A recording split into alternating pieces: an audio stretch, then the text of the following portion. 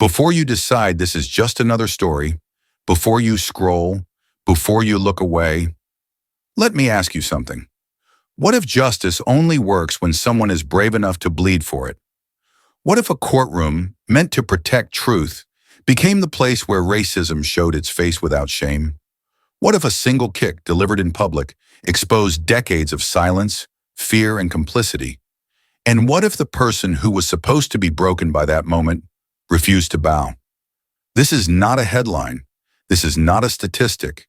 This is not a story meant to make you comfortable. This is a story about power losing control, about a black teenager almost erased by a system that never learned his name, about a woman who stood still in the face of violence and changed everything. If you've ever felt anger rise in your chest watching injustice unfold, if you've ever wondered whether one moment, one choice, one voice can actually matter, then you need to hear this story all the way through. Because by the end, this won't just be about racism. It will be about who we choose to be. Subscribe to the Racist Reality channel if you believe silence should never be more comfortable than truth. Stay with us. Keep watching. What happened next shook a city, and it might just change the way you see America forever. The day the courtroom broke. There are moments when racism doesn't hide behind paperwork, legal language, or polite smiles. Moments when it stops pretending to be policy and shows itself as violence. This is one of those moments. Before we go any further, sit with this story. Don't rush it. Don't watch it the way we're trained to scroll past pain. Listen as if the people inside it could be someone you love. And if stories like this matter to you, stories that refuse to soften the truth, remember to support voices that tell them. Silence has always been racism's greatest ally. The Fulton County Courthouse was already tired when the doors opened that Wednesday morning. The building carried a heaviness that had nothing to do with architecture.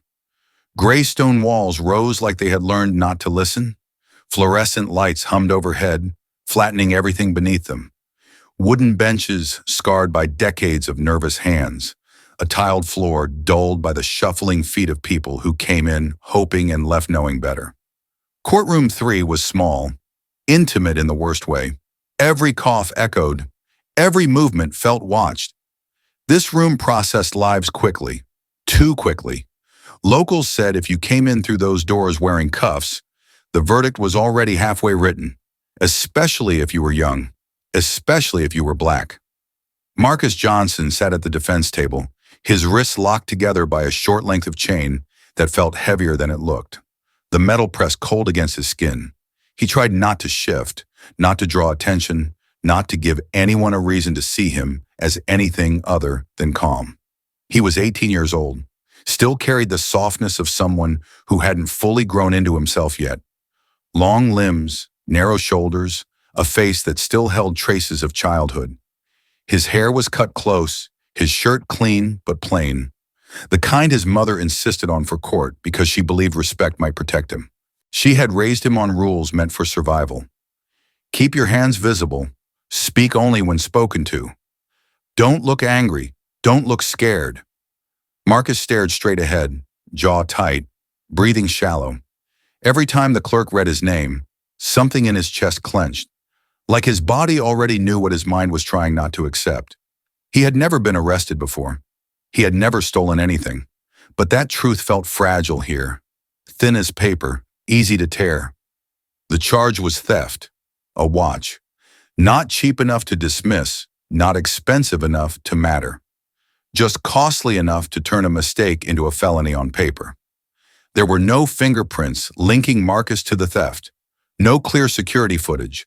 No witness could say, without doubt, that's the one. What there was, what always seemed to be enough, was a police report. The report belonged to Officer Daniel Hargrove. Hargrove stood a few feet behind Marcus, near the aisle, his presence filling the room without effort.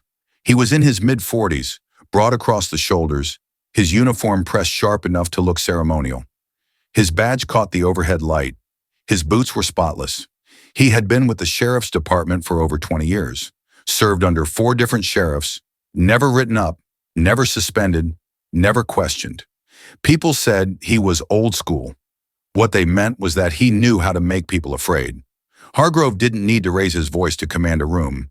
He had perfected stillness, the kind that made others move around him carefully, as if sudden motion might provoke something. His eyes were sharp, measuring, always scanning for signs of resistance. Fear did the rest. Marcus felt that fear now. It crawled up his spine, settled in his throat.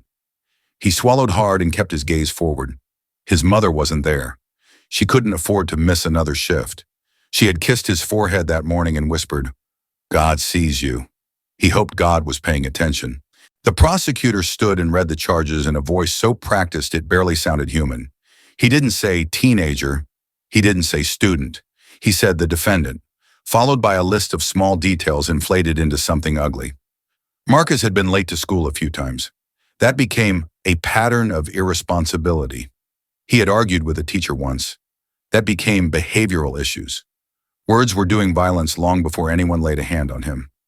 The defense attorney rose next, a middle-aged woman with tired eyes and trembling hands. She spoke softly, almost apologetically, as if she were intruding. She didn't challenge the lack of evidence. She didn't question the report. She didn't ask why the only version of events allowed was the officer's. She asked the court to consider youthful misjudgment. Marcus felt something sink, even though she had already given up. Behind him, Officer Hargrove watched with a look that could almost be mistaken for boredom. He had seen hundreds of boys like Marcus cycle through this room. To him, justice was speed, efficiency, processing people before they become problems. In his mind, order came from fear.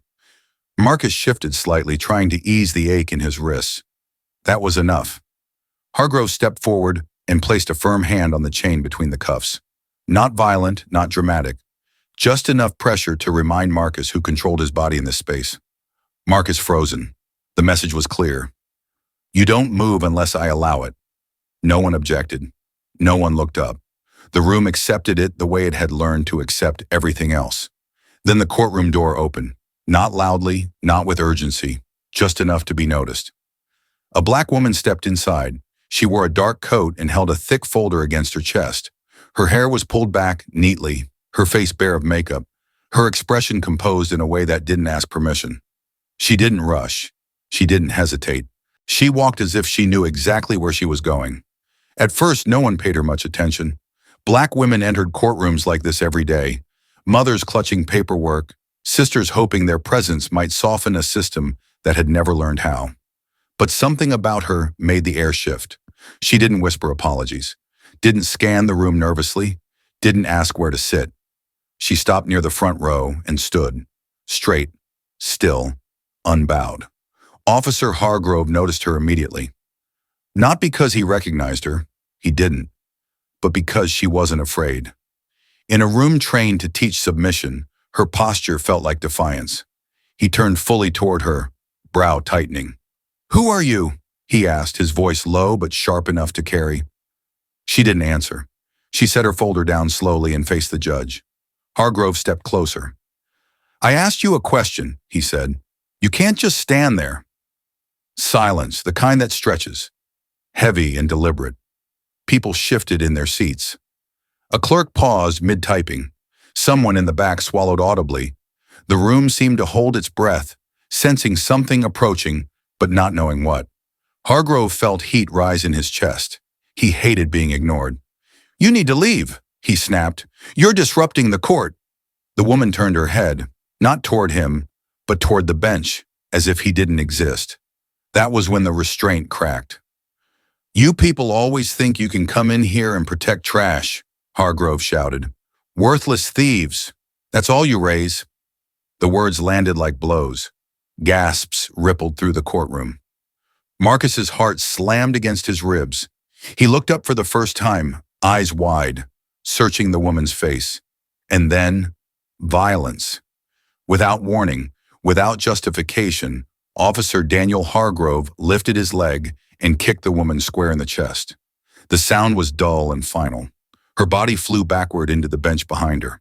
Papers burst from her folder and scattered across the floor like fallen leaves. Someone cried out softly. A chair scraped. Then silence.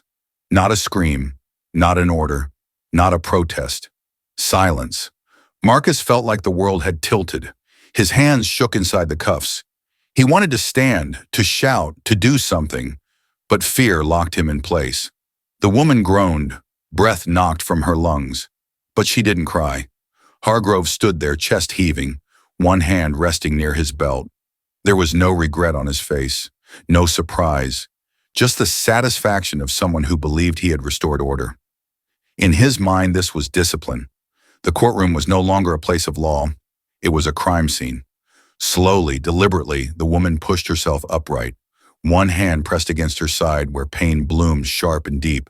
Her face tightened for a brief second, just enough to acknowledge the hurt. Then she steadied herself. She bent down and gathered her scattered papers one by one. Her movements were controlled, dignified, refusing to give the room what it expected.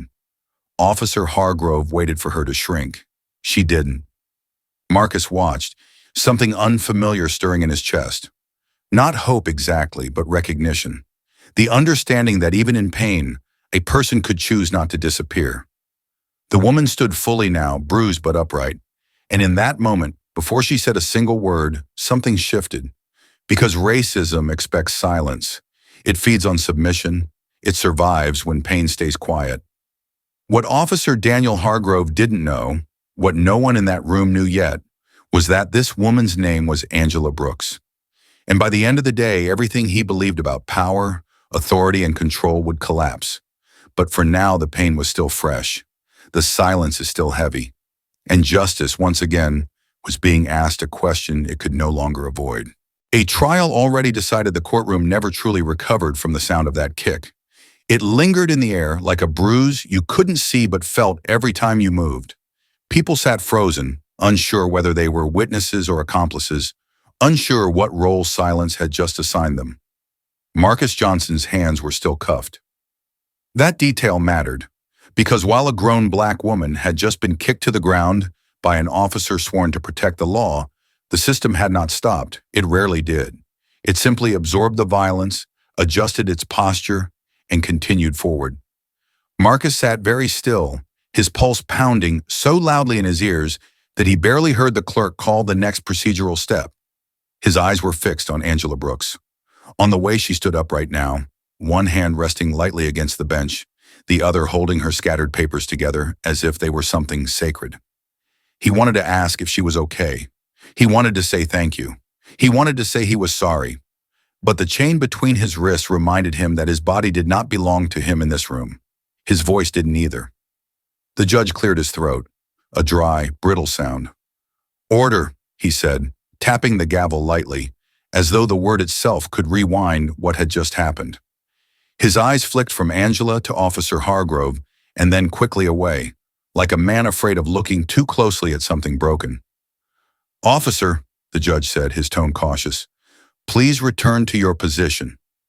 Please, not stand down, not step away, not explain yourself, just please." Hargrove didn't apologize. He didn't even look embarrassed. He stepped back to his spot near Marcus, adjusted his stance, and crossed his arms again. The posture was familiar, defiant, proprietary, territorial, as if nothing extraordinary had occurred, as if Angela Brooks were just another interruption, as if Marcus Johnson were still just another case to move through. The prosecutor shifted in his seat, uncomfortable now, but not enough to object. The defense attorney stared down at her notes, her pen trembling slightly between her fingers. She did not rise. She did not ask for a recess. She did not demand accountability. Marcus watched her shoulders sag. This, he realized, was what it meant to be processed. The court clerk resumed reading from the docket. Voice flat, procedural, detached. The words flowed over the violence like water over oil, refusing to mix. Marcus's name was called again. He felt it land on him like a weight. The charge, the time, the potential sentence. Everything continued as if a line hadn't just been crossed in front of everyone. And that realization hurt more than the fear. Because what it told Marcus, what it told everyone watching, was that this wasn't an accident. This was a system that had learned how to keep moving even while someone bled. Marcus's mind drifted, uninvited, to the morning of his arrest. The market parking lot smelled like hot asphalt and citrus cleaner. He had been on his bike, headphones in, halfway home, when he saw an older man shouting, his voice cracked with panic. A figure had run past him, fast, clutching something shiny. Instinct had taken over. Marcus pedaled hard, legs burning, chasing the thief down the block. He didn't think about how it would look. He didn't think about race. He didn't think about the consequences. He just thought, someone needs help. By the time police arrived, the thief was gone. Marcus had returned the watch to its owner, breathless, heart still racing, proud in a quiet way. He remembered smiling nervously, waiting for someone to say thank you. Instead, hands had grabbed him from behind. Rough, certain. His bike had clattered to the ground. The watch had fallen from his hands. A knee pressed into his back. His cheek scraped against the pavement. "Stop resisting," a voice had barked, even though Marcus hadn't moved. That voice belonged to Officer Daniel Hargrove. Marcus had tried to explain. I tried to speak. He had never gotten the chance. Now, sitting in this courtroom, Marcus understood something he hadn't been able to name before. The trial had begun the moment he was seen. Everything after that was formality. Officer Hargrove stood near him now, close enough that Marcus could smell his cologne, sharp and clean, completely at odds with the memory of asphalt and blood. Hargrove looked down at him briefly, not with anger, not with hatred, but with something colder. Certainty. To Hargrove, Marcus wasn't a boy. He wasn't even a person. He was a pattern, a statistic, a recurring problem that needed managing. Hargrove believed in speed because speed left no room for doubt. Doubt led to questions. Questions led to hesitation. Hesitation made people uncomfortable. Fear was cleaner. The prosecutor resumed, his voice slightly more cautious now, as if aware that eyes were on him. He restated the charges, again emphasizing Marcus's presence at the scene and possession of the stolen item. He did not mention the chase. He did not mention the return of the watch. He did not mention the absence of evidence, because those details complicated the narrative. The defense attorney finally stood. She cleared her throat, her eyes flicking toward Angela Brooks for just a second. There was something there, regret maybe, or shame. She spoke about Marcus's age, his clean record, his cooperation. She did not say the word innocent. Marcus felt his stomach twist. He had grown up believing that truth mattered, that if you did the right thing, someone would see it. His mother used to say, "Right has a sound to it. You can hear it when it speaks." But in this room, the truth was quiet, and quiet things didn't survive long here. From the gallery, people watched with the practiced stillness of those who had learned that involvement carried risk. A middle-aged black woman clasped her hands together so tightly her knuckles turned white. A young man in a hoodie stared at the floor, jaw clenched, as if forcing himself not to remember something personal. A white couple in the second row avoided eye contact altogether. This was not their fight. This was how systems endured, not through cruelty alone, but through distance. Angela Brooks remained standing near the front row. No one had asked her to sit. No one had asked her to leave. She was still holding her folder, though her hands trembled now just slightly. Pain radiated through her chest in slow, insistent waves. Every breath reminded her of the boot that had struck her. But beneath the pain was something else. Resolve. She looked at Marcus, really looked at him. She saw the way his shoulders curved inward, the way his eyes darted briefly toward her and then away, as if he didn't want to hope. That look was familiar. She had seen it before, in interrogation rooms, in holding cells, in the faces of people whose stories had already been rewritten by someone else. Angela knew this system. She had spent years inside it, watching how language replaced evidence, how procedure buried humanity, how silence was rewarded as professionalism. What had happened to her minutes ago was not an anomaly. It was the system losing patience. The judge shifted in his seat, glanced at the clock, and sighed. "Given the information presented," he began, his voice measured, careful, "the court will—" Angela felt something tighten inside her. Not fear, recognition. This was the sound of inevitability. Marcus's heart pounded. His mouth went dry. He thought of his mother's face, tired but hopeful, the way she had smoothed his shirt that morning like he was still a child. He thought, this can't be it. But the system didn't care what he thought, because this trial, like so many others, had been decided long before the first word was spoken. long before the kick, long before the arrest. It had been decided the moment Officer Daniel Hargrove looked at Marcus Johnson and saw not a boy trying to help, but a threat that needed controlling. And the most painful truth of all, the one that pressed hardest against Angela's chest, was that no single act of racism creates this outcome. It takes repetition, routine, agreement. It takes 1,000 small moments where someone chooses comfort over courage. The judge paused mid-sentence, distracted now, his eyes landing briefly on Angela Brooks again. Something about her still unsettled him, because she wasn't pleading, she wasn't shouting, she wasn't leaving. She was watching, and watching, when done without fear, is dangerous to a system built on unchallenged authority. Marcus lifted his head slightly. For the first time since his arrest, he allowed himself to believe that maybe, just maybe, this story wasn't finished yet. Not because the system was kind, but because sometimes truth waits for someone willing to stand still long enough to let it speak. And Angela Brooks was still standing. The woman who would not bow. There is a particular kind of silence that follows injustice. It is not peace. It is not calm. It is the sound of people calculating the cost of speaking. The courtroom was filled with that silence now. Angela Brooks stood exactly where she had been when the kick landed. Near the front row, her feet planted, her posture steady. The pain in her chest came in waves, sharp at first, then deep and aching, like something bruised beneath the surface that refused to announce itself. She welcomed the pain. Pain meant she was still present, still standing, still here. Officer Daniel Hargrove had returned to his post, but he could feel her without looking at her. Her presence unsettled the room, not because she was loud or disruptive, but because she did not retreat into the shape the system expected of her. She did not cry. She did not plead. She did not apologize. That alone was an act of resistance. Angela had learned early in her career that power depended on choreography. People were trained subtly, relentlessly, to know where to stand, when to sit, when to speak, and when to disappear. She had once believed the system could be corrected by precision alone. Better policy, better oversight, better training. But standing in this courtroom, her chest burning where a boot had struck her, she understood something more fundamental. Racism did not fear anger. It feared composure. Because anger could be dismissed as emotion. Composure demanded explanation. The judge shifted again, clearly uncomfortable. He had regained control of the docket, but not of the room.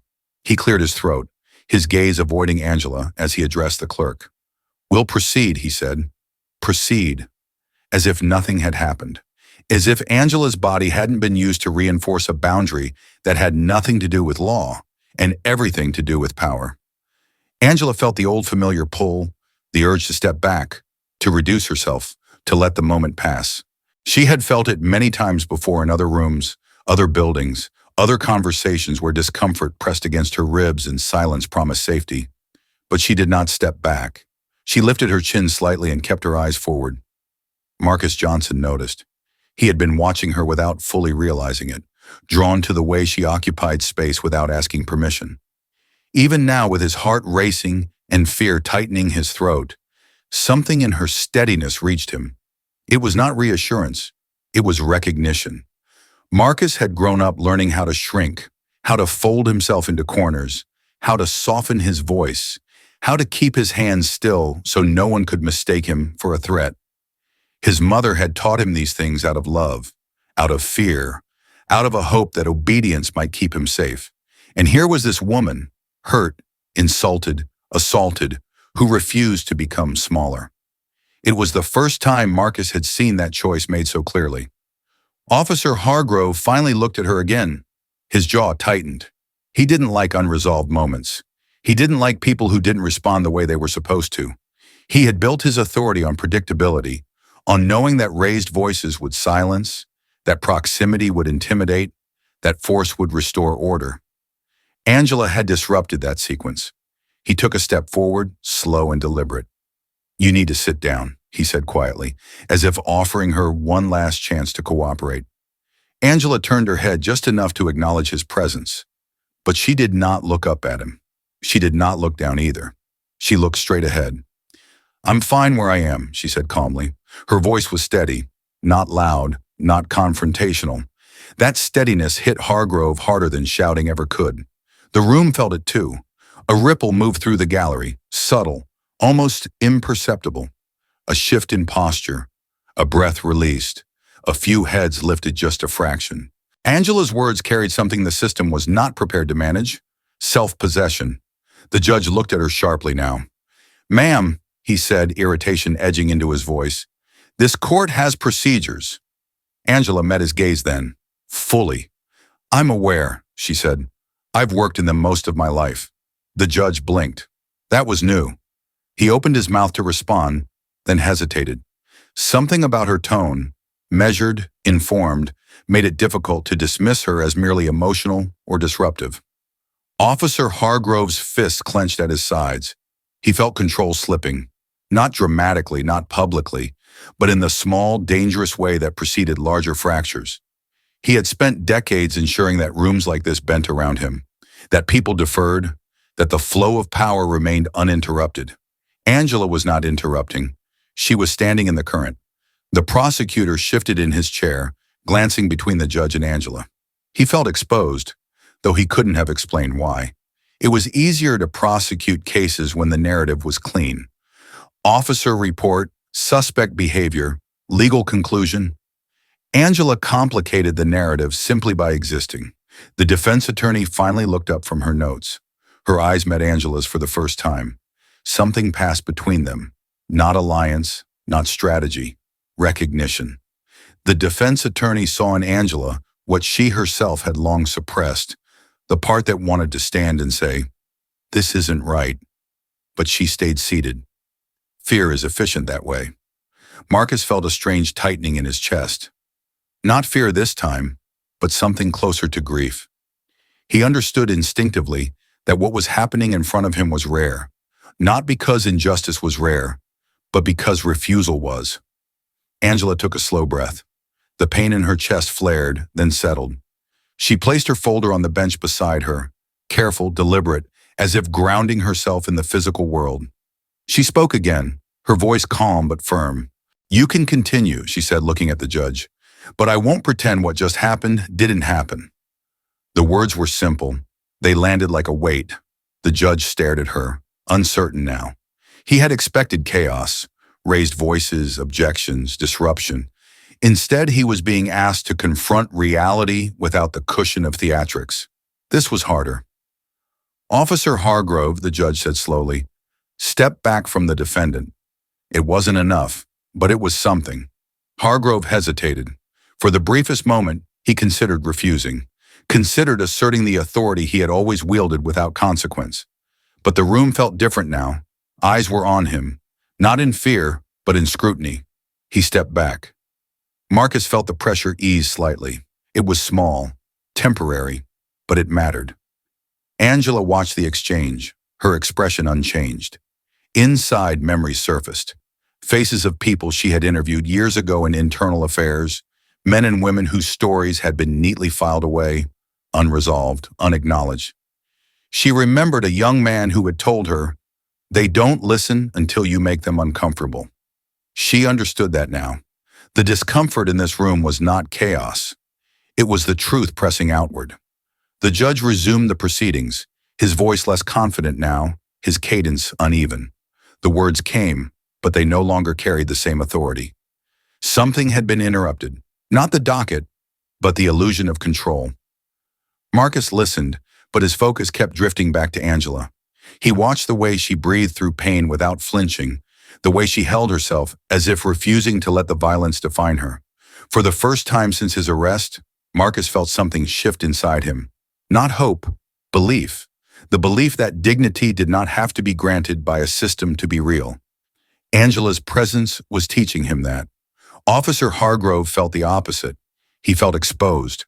The kick had been instinctive, an expression of a reflex honed through years of unchecked authority. He had expected fear, submission, silence. Instead, he had been met with restraint. He glanced around the room, searching for familiar signals. Lowered eyes, stiffened shoulders, the quiet agreement of those who understood the hierarchy. They were gone. not replaced with rebellion, but with attention. And attention to a man like Hargrove was dangerous. The judge paused again, his gavel hovering uncertainly above the desk. He looked at Angela, then at Marcus, then at Hargrove. For the first time that morning, he seemed to realize that this case was no longer just about a watch. It was about whether the court would acknowledge what everyone had seen. Angela met his gaze and held it. She did not challenge him. She did not demand anything. She simply refused to disappear. In that refusal lived a lesson the room could not unlearn. Those systems survive on obedience, but they change when someone chooses presence over safety. Marcus swallowed hard, his throat tight. He didn't know what would happen next. He didn't know if he would walk out of this courtroom free or in chains.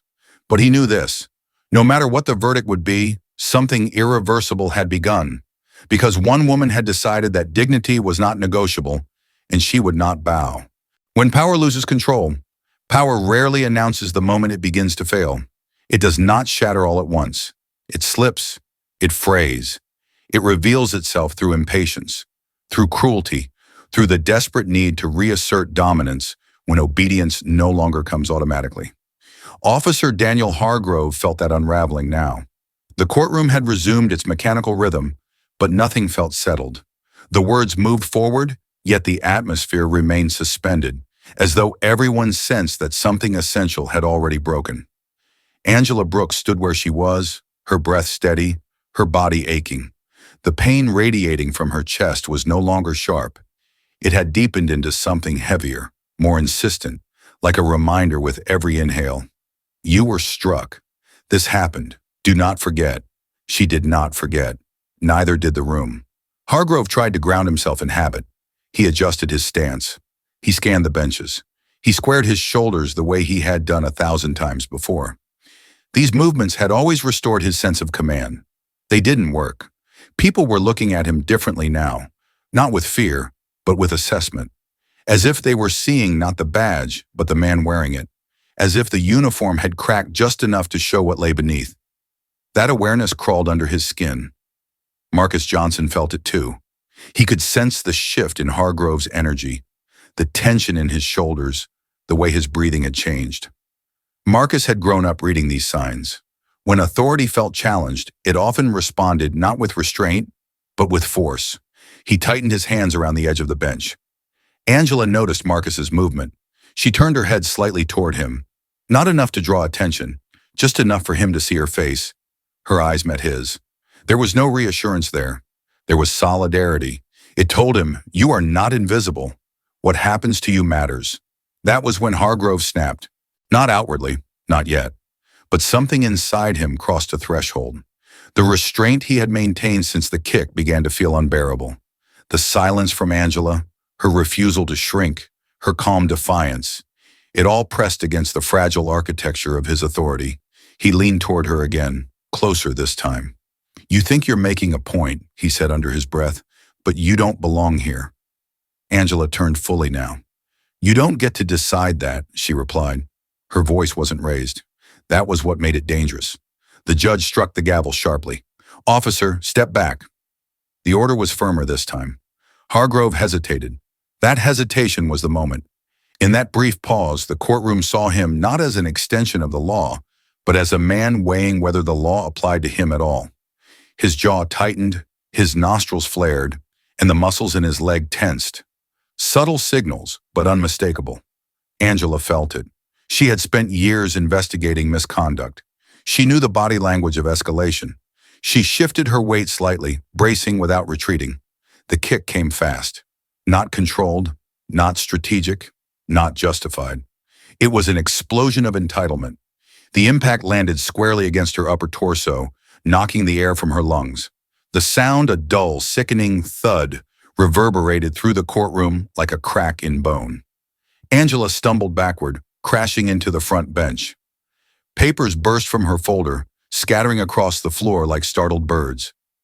Pain tore through her chest, sharp and blinding now, and for a moment the world narrowed to soundless light. The room frozen, not metaphorically.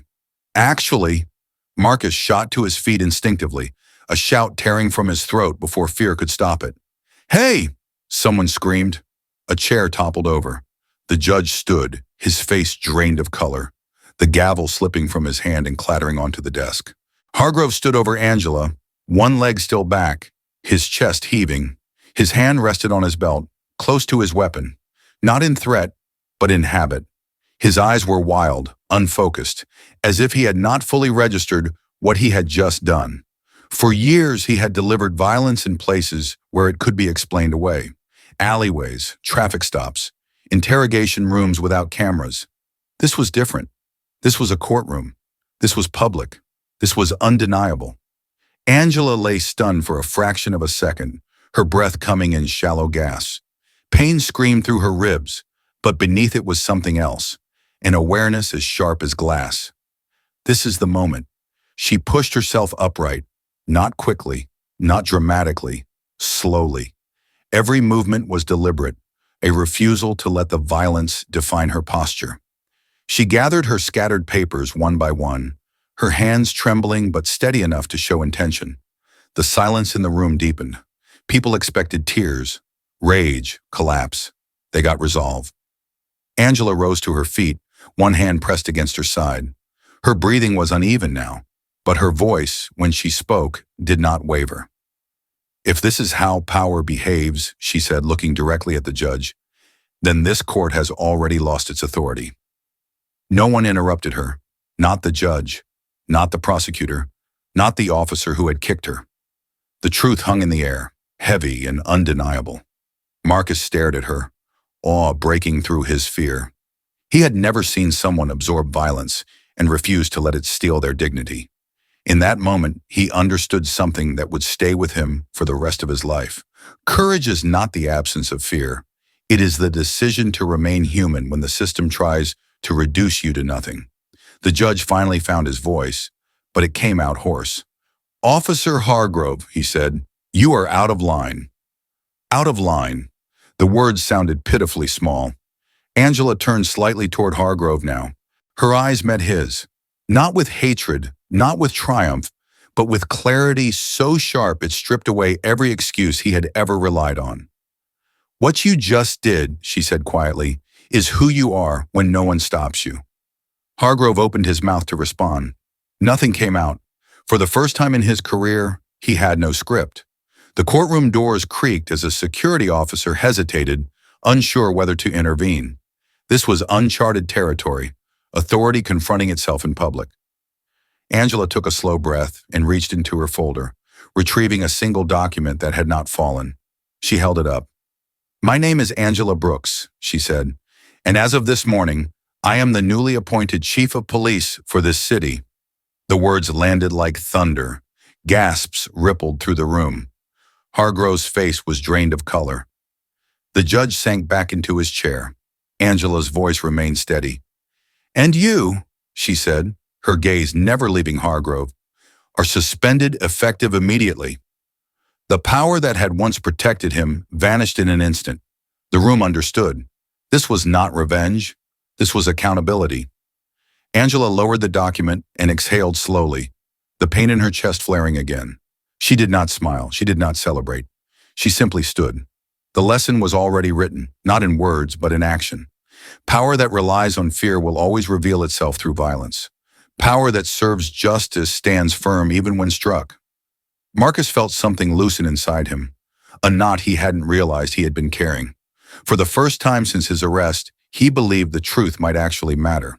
In the courtroom, once a place of quiet submission, had become something else entirely. A mirror, one that forced everyone present to see what they had tolerated and what they could no longer ignore.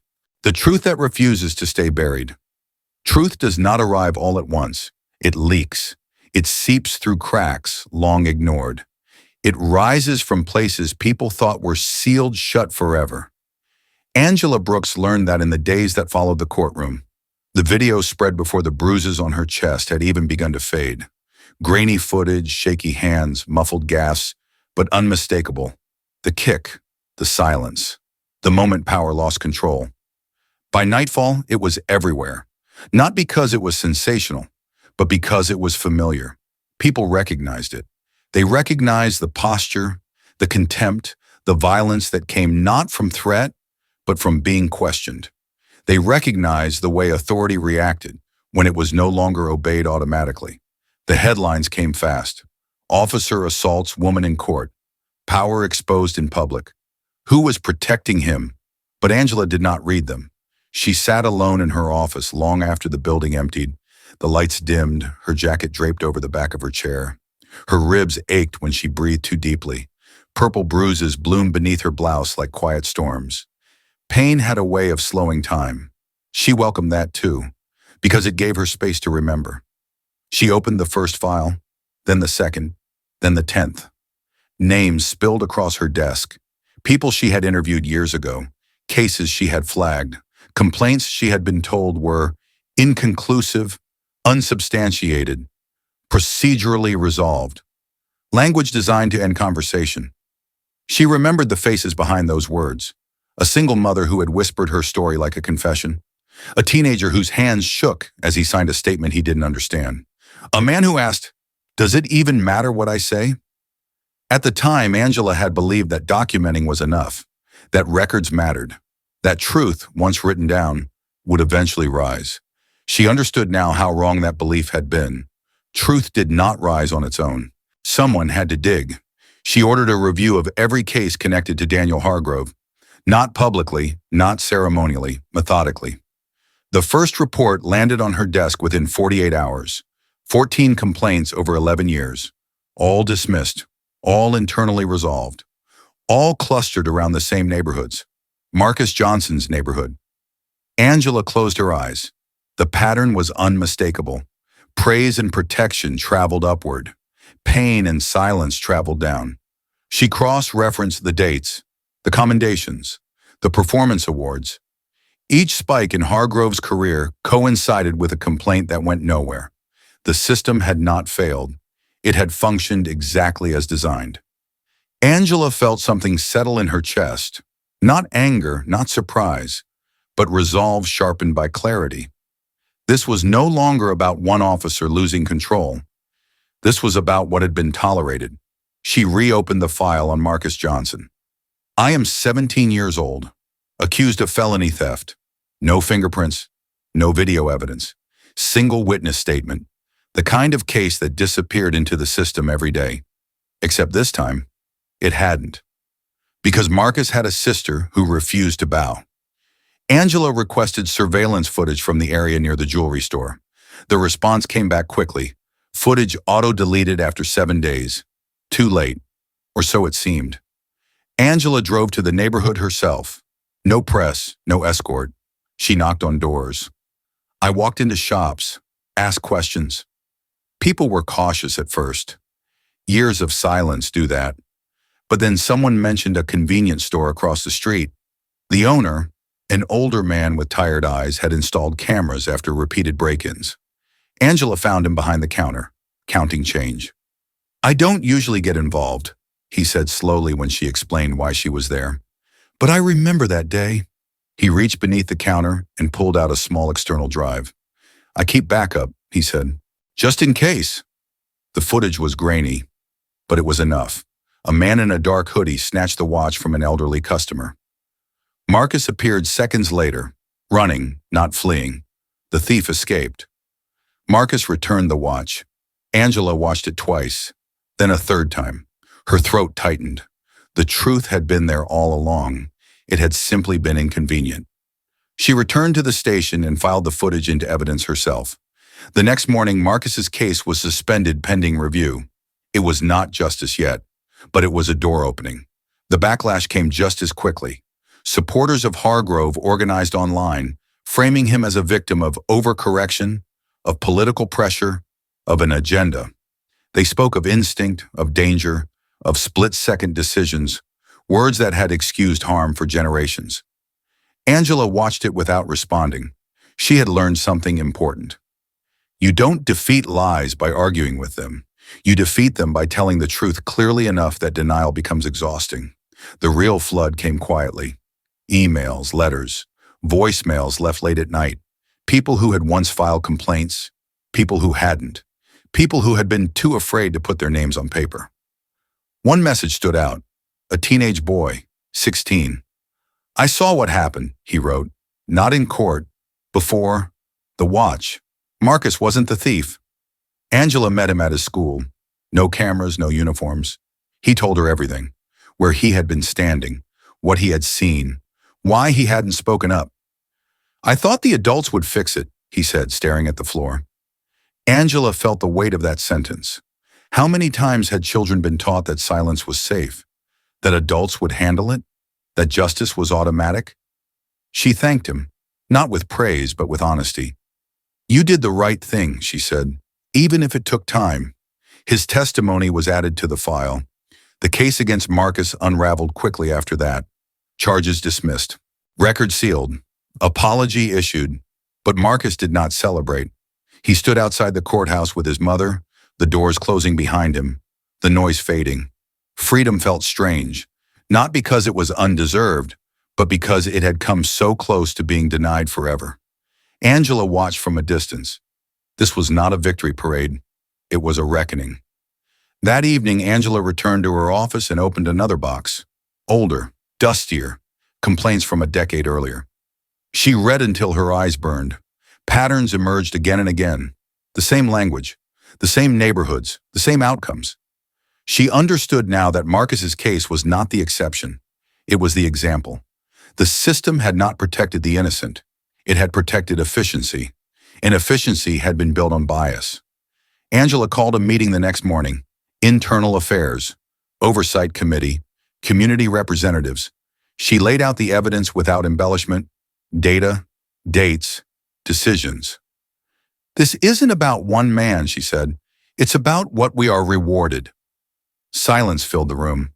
Some faces hardened, some softened, some looked away. Change is uncomfortable. Truth always is. Angela ended the meeting with a simple directive. Every complaint dismissed under questionable circumstances will be reviewed, she said. Every case. No exceptions. Someone asked how long it would take. As long as it takes, she replied. Outside, word spread. People who had once believed their pain didn't matter heard something new. Someone was listening.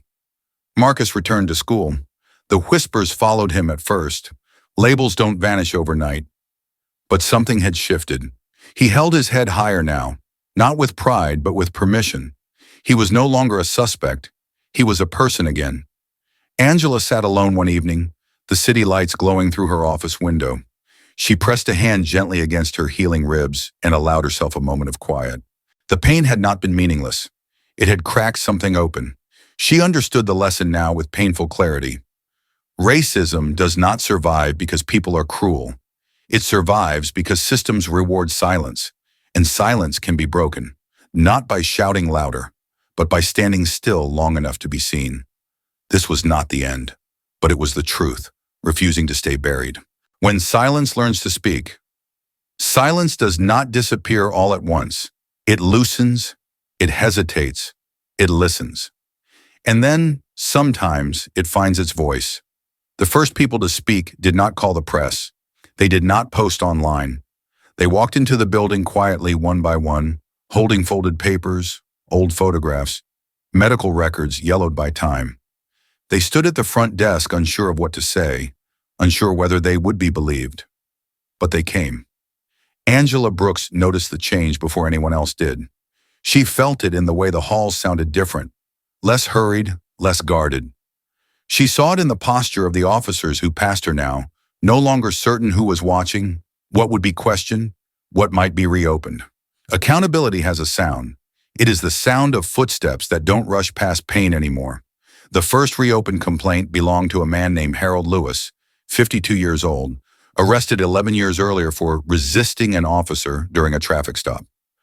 The report described him as aggressive, non-compliant, volatile. The medical records told a quieter story. 2 cracked ribs, a bruised lung, no weapon found. Angela sat across from him in a small interview room. No uniform between them, no recorder blinking red. Harold's hands trembled as he spoke, not from fear of her, but from the memory of being dismissed. They told me if I kept pushing it, he said, voice low, I'd lose my job. I had kids, I had a mortgage. I learned to swallow it. Angela nodded slowly. Swallowing pain had been taught as survival for generations. Another file followed, a woman named Denise Parker. Her son stopped at 14, handcuffed for matching a description. No charges filed, no apology offered. He stopped asking me why, Denise said, tears streaking her face. That's when I knew something had broken. Angela felt that sentence settle deep inside her. When children stop asking why, it isn't maturity, it's surrender. The stories kept coming. Each one alone might have been dismissed again, isolated, unverifiable, inconvenient. But together they formed a map, not of crime, but of neglect, not of danger, but of disregard. The system had not been blind, it had been selective. Angela convened a civilian review unit, not symbolic, not advisory, but empowered. Former public defenders, a sociologist, a data analyst, a community organizer who had once been wrongfully arrested himself. Their mandate was simple and radical: reopen what had been erased. No officer names were protected by rank. No complaint was dismissed without explanation. No silence was treated as resolution. Marcus Johnson watched this from the outside at first. He returned to his routines: school, homework, the long walk home that no longer felt like a threat, but still carried memory in its shadows. He noticed how neighbors spoke now, how conversations lingered longer at bus stops, how people looked each other in the eye more often. Pain was being named, and naming pain changes posture. Marcus didn't speak publicly at first. He didn't need to. His case had already done something powerful. It had broken the illusion that nothing could change. But one night, sitting at the kitchen table with his mother, he said something quietly that surprised both of them. "I think I want to tell my story." She looked at him carefully. "Only if you're ready," she said. "I'm ready," he replied. "Not because I'm angry, because I don't want someone else to go quiet like I almost did." His video was simple. No edits, no music. Just his face and his voice. He spoke about the cuffs, the fear, the way people looked away. And about Angela, how seeing someone stand up after being hurt had changed something inside him. "I'm not special," he said near the end. "I'm just someone who got lucky, and that shouldn't be what justice depends on." The video spread faster than Angela's reports because it didn't argue. It testified. People recognized themselves in Marcus, not as victims alone, but as witnesses who had once stayed silent and were now reconsidering that choice. Letters began arriving from outside the city: parents, teachers, veterans, former officers. Some thanked Angela, others warned her, a few threatened her. She read them all, not because she needed validation, but because she needed to understand what fear sounded like when it was losing ground. Inside the department, resistance surfaced. Quiet at first, delays, procedural questions, warnings about morale. Angela addressed them directly. "Morale built on silence is not moral," she said in a closed meeting. "It's avoidance." Some officers nodded, others stared at the table. A few resigned. That too was a form of truth. The most powerful moment came without cameras. A line formed outside the review unit's office one Tuesday morning. Elderly men, young women, people who had never filed a complaint because they believed it would only make things worse. One man clutched a folder so tightly his knuckles were white. "I don't know if this still matters," he said when it was his turn. "It was a long time ago." Angela met his eyes. "It matters," she said. "It always mattered." That sentence rippled outward. Silence does not learn to speak because it is invited politely. It speaks when it is assured it will not be punished. Angela understood something then that no training manual had ever taught her. Justice is not restored by punishment alone. It is restored when people feel seen without being exposed. The review unit published its first report. Not sensational, not triumphant, plain, numbers, patterns, acknowledgments of failure, and one line, placed carefully at the end. "We were wrong, and we are responsible for correcting it." That line did something extraordinary. It didn't absolve the system, it humanized it. Community meetings followed, not protests, not hearings, but conversations. People spoke not to accuse, but to be heard. Officers listened, not to defend, but to understand. Not all did, but enough did. Marcus attended one of those meetings, sitting in the back.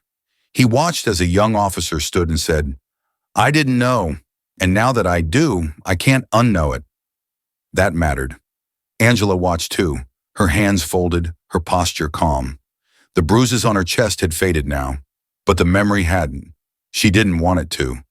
Pain, when acknowledged, becomes instruction. Late one evening, Angela walked through the city alone. The streets felt different, not safer in some abstract sense, but more present. People nodded, some smiled, others simply watched her pass. She was not a symbol to them. She was proof that someone could choose not to look away. She paused at a crosswalk, the light glowing red, and thought about the lesson unfolding around her. Racism survives where silence is rewarded. Justice begins where listening is protected. She knew the work was far from over. Systems don't transform because of one incident. They change because people decide, again and again, that silence is no longer acceptable. As she crossed the street, Angela felt something she hadn't felt in a long time. Not relief, not victory, but a quiet pride, not in herself, but in a city learning to speak after years of being told to stay quiet. That was how change sounded. Not loud, not perfect, but finally undeniably alive. The cost of standing courage is often praised as if it is free, as if choosing what is right comes without consequence, as if standing up does not also mean standing alone. Angela Brooks learned the price of standing not in a courtroom, but afterward, when the cameras were gone, when the applause faded, when the work continued in rooms without windows. The first threat arrived quietly. An envelope slipped under the door of her office late one evening. No return address. Inside, a single sheet of paper with 4 words printed in black ink. "You don't belong here." No exclamation marks. No signature. It wasn't rage. It was entitlement. Angela folded the paper carefully and placed it in a drawer. Not to hide it, but to remember it. She had seen this language before, learned to recognize its meaning beneath the surface. It didn't say you're wrong. It said you've disrupted the order. The next messages came digitally. Anonymous emails questioning her competence. Whisper campaigns suggesting she had an agenda. Comment sections filled with familiar refrains. Overreaction, one bad moment, political theater. Some of it was loud. Most of it was insidious. Marcus Johnson felt the ripple too. At school, a teacher pulled him aside and said, "You've been very brave," in a tone that sounded less like admiration and more like caution. A classmate muttered, "Must be nice to have connections," as Marcus walked past. The words stung, not because they were true, but because they echoed a lie the system had always relied on, that justice was a favor granted, not a right denied. At home, his mother worried aloud for the first time since his release. "They're saying your sister's putting a target on her back," she said softly. Marcus looked down at his hands, remembering the weight of the cuffs, the way fear had once lived in his chest like a permanent resident. "She already had one," he replied. "She just stopped pretending it wasn't there." Angela noticed changes inside the department. Meetings ended faster. Conversations stopped when she entered the rooms. Invitations to panels were rescinded. Calls from city officials went unanswered longer than usual. Resistance rarely announces itself as opposition. It shows up as a delay, as exhaustion, as the quiet hope that you will grow tired and step back. Angela did not step back, but the strain accumulated. She worked longer hours, slept less. The bruises on her chest faded, replaced by a deeper ache, one that came from carrying not just responsibility, but expectation. People wanted her to be everything at once, a reformer, a symbol, a shield. She was none of those. She was a woman doing a job that should have been done long before she arrived. The real test came on a rainy Thursday night. Angela left the building later than usual, the city slick with reflected light. The street felt quieter than normal, the kind of quiet that sharpened the senses. She heard the engine before she saw it, a motorcycle idling too long, a shadow shifting where it shouldn't. Her training kicked in, not panic, but awareness. She crossed the street deliberately, changing pace. The engine revved. 3 figures emerged from the darkness near an abandoned storefront. faces obscured, movements practiced. Not random, a warning. Angela did not run. She sidestepped, scanning for exits, her mind calculating angles and distance. She remembered something an old mentor once told her. Fear narrows the world. Preparation widens it. She moved fast, not toward confrontation, but toward escape. A metal dumpster toppled with a crash as she shoved it into their path. The sound echoed, drawing attention. The figures hesitated. That hesitation was enough. Angela slipped through a narrow gap between buildings, her heart pounding, rain soaking her coat. She didn't stop until she reached a well-lit block, breath burning in her chest. No one was hurt. Nothing was stolen. The message was clear anyway. That night she sat alone in her apartment, the city humming outside her window. Her hands shook, not from fear, but from the realization settling in her bones. This wasn't just about policy anymore. It was about deterrence. Power, when threatened, does not retreat gracefully. It tests resolve. Angela reported the incident, opened a file, added it to the growing stack of evidence that change provokes reaction. Then she did something else. She reopened older retaliation cases. Patterns emerged quickly. Whistleblowers reassigned. Complainants harassed. Careers quietly derailed. The system didn't need to be violent to be effective. It only needed to be exhausting. Marcus saw the toll in Angela's face when she came home late one night, rain still clinging to her hair. "You don't have to keep doing this," he said softly. She looked at him for a long moment. "I know," she replied, "but if I stop now, it teaches them something worse." "What?" "That fear works." The next morning, Angela convened a meeting with the oversight board. No cameras, no press. She laid out the threats, the pressure, the attempted intimidation. Then she said something that shifted the room. "If this work depends on one person being brave," she said, "then we've already failed."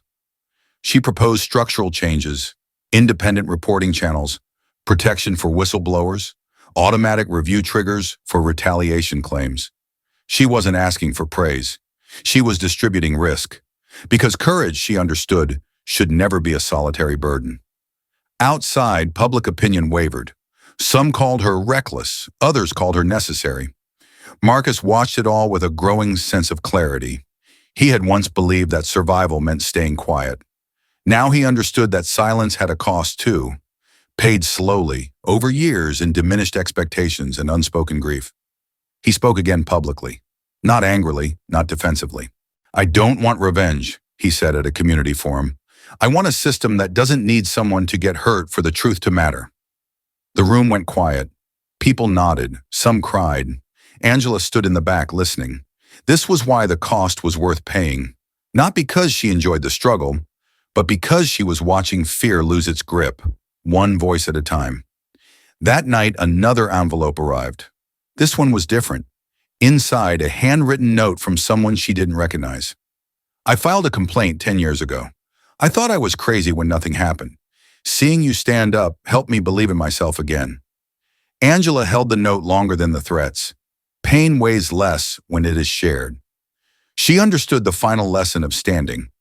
You do not endure the cost alone forever. If you hold your ground long enough, others begin to stand beside you. And when that happens, fear, no matter how loud, begins to run out of places to hide. What we choose to build change does not arrive with fireworks. It comes quietly after the noise fades, after the damage is counted, after the people who were hurt decide they will not let pain be the final word. That was how it came to the city, not as celebration, not as victory, but as responsibility. Angela Brooks stood at her office window one early morning, watching the city wake. The streets looked the same as they always had. Same buses, same crosswalks, same people moving toward their days. But something beneath the surface had shifted.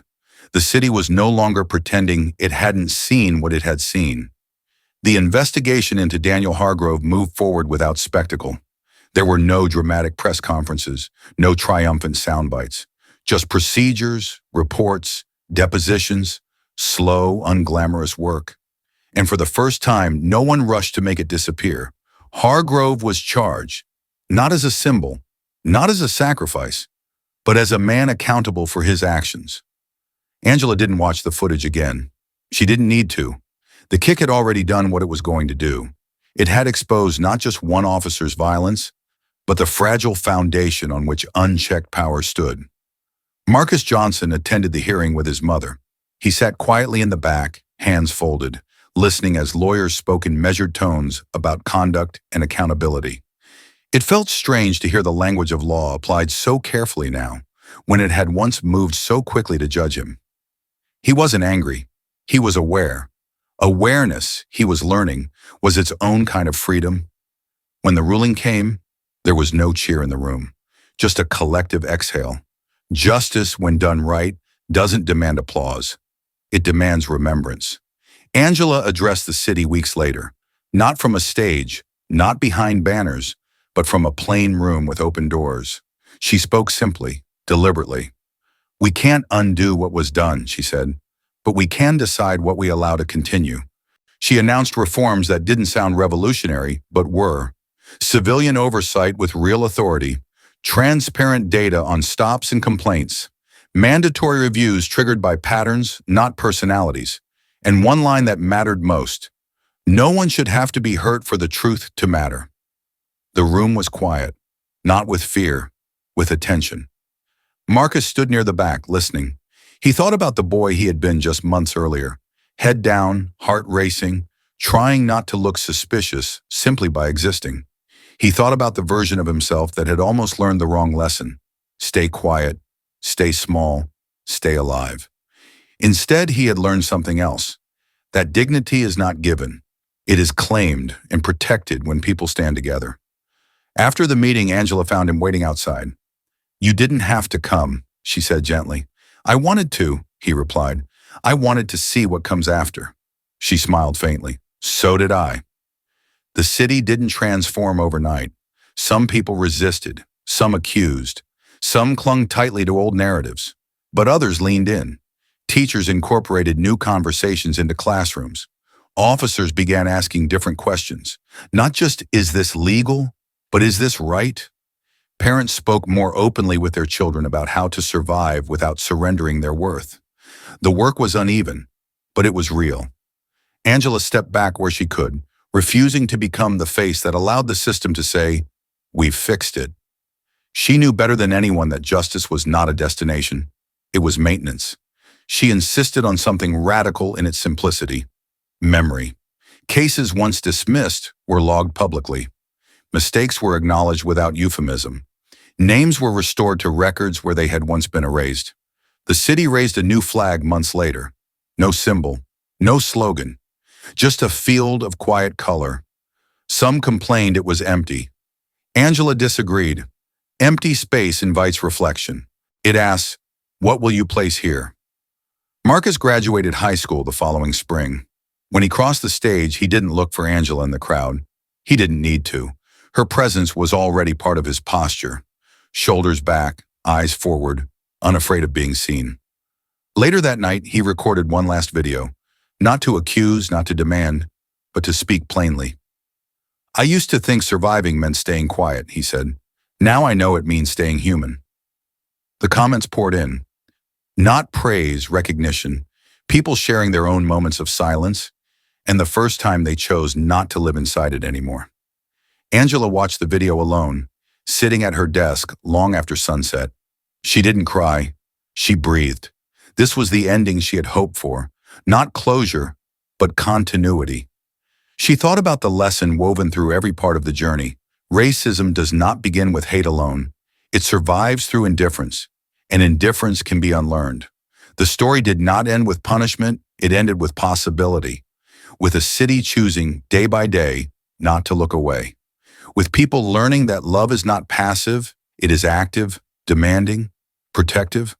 With the understanding that a stronger America is not built by denying pain, but by facing it together.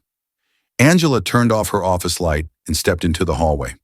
The building was quiet, but it no longer felt hollow, because silence, once broken, does not return the same.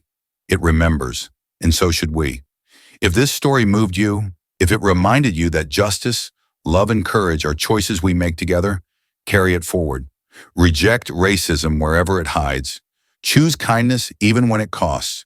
Help one another build a country where dignity is not conditional. And remember, the future is not shaped by those who wait for permission, but by those who stand, love, and refuse to bow. This is how a stronger America is built. If you're still here, it means something in this story touched you. And that matters, because what you've just experienced isn't only a narrative about racism, police power, or injustice inside a courtroom. It's a mirror held up to all of us, asking who we are when no one is forcing us to choose. This story teaches us a hard truth. Racism doesn't survive only because of hatred. It survives because of silence, because of fear, because of moments when people tell themselves, "This isn't my fight." But it also teaches us something hopeful. That courage doesn't always look like shouting. Sometimes it looks like standing still. Sometimes it looks like listening. Sometimes it looks like refusing to look away when looking away would be easier. We saw how pain, when ignored, turns into systems. But we also saw how pain, when acknowledged, turns into purpose. A stronger America is not built by pretending we are perfect. It's built when we admit where we failed and decide to do better together. It's built when we reject racism in all its forms, not just the loud ones, but the quiet ones too. The assumptions, the excuses, the moments of comfort that cost someone else their dignity. It's built when we choose kindness, even when it's inconvenient. When we help one another, even when we don't benefit. When we love each other, not in words alone, but in action. And most importantly, it's built when we remember that no one should have to suffer just to be seen as human. If this story made you feel anger, let it turn into action. If it makes you feel sadness, let it turn into compassion. If it makes you feel hope, protect that feeling and pass it on. Because every choice you make matters. Every voice matters. Every act of empathy matters. Subscribe to the Racist Reality channel if you believe stories like this need to be told. Visit the channel and watch more videos that challenge injustice, amplify truth, and remind us of our shared humanity. Stay with us. Keep listening. Keep choosing love over hate, courage over silence, and unity over division. This is how we heal. This is how we grow. This is how, together, we build a stronger, more compassionate America.